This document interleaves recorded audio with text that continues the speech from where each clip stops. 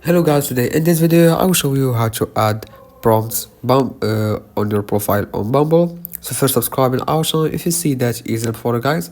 Now for adding a prompt to your Bumble profile, you can easily go to Bumble account, and after that you can see this dashboard here.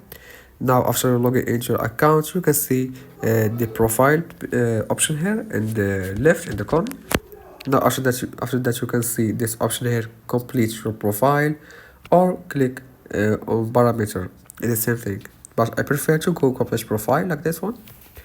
Now scroll down like this until you find prompts. Now click add a prompt here. After that, choose your needs of your prompts. For example, I choose the first one. Now click a description, any description here, and now click save. After that, go back and you can see your prompts have been added to your Bumble account successfully. Thank you for watching, guys.